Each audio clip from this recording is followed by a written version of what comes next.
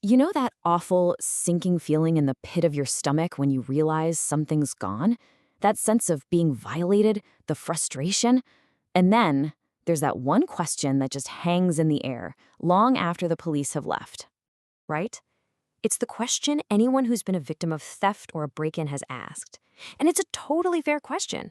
I mean, you do everything you're supposed to. You file the report, you wait, you hope. But so often, that stolen thing is just gone for good. But why? What's really going on? Okay, so let's really get into this.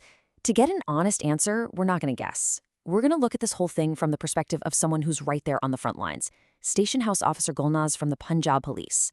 Her experience is going to give us a real, unfiltered look at what actually happens the moment a crime gets reported. So, the path to getting stolen property back is, well, it's loaded with obstacles. And a lot of them pop up right at the very beginning, sometimes before an investigation can even get off the ground. These are the hidden challenges that can really make or break a case from day one.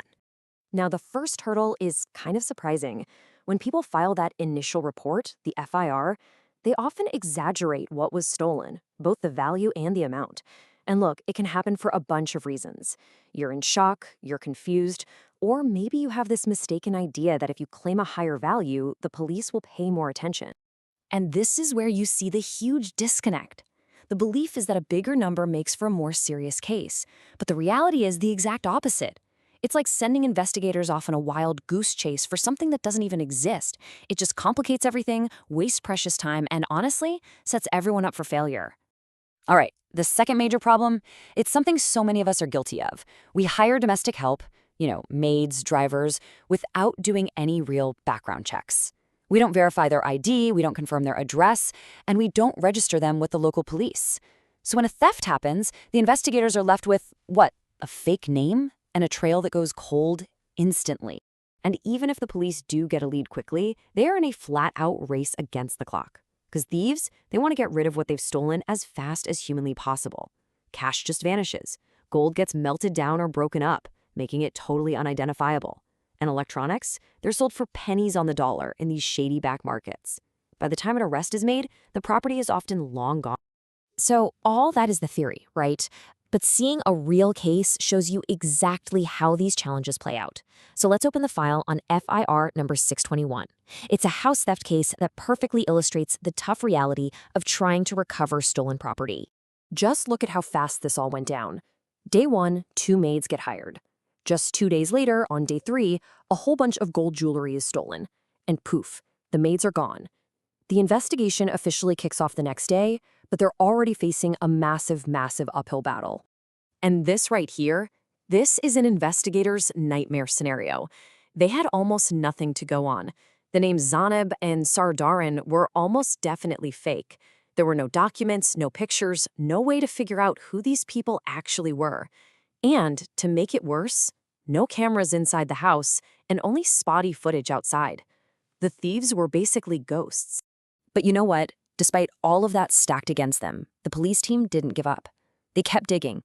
And as they did, they uncovered something that gets right to the heart of why recovery rates can seem so low.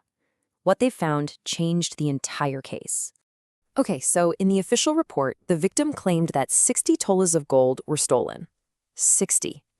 That became the target, right? That was the benchmark for success, a full recovery. That's a huge amount, and the pressure was on to find it. But then, look at this. After an absolutely relentless investigation, piecing together blurry footage, tracking down suspects, the police recovered 32 tolas of gold.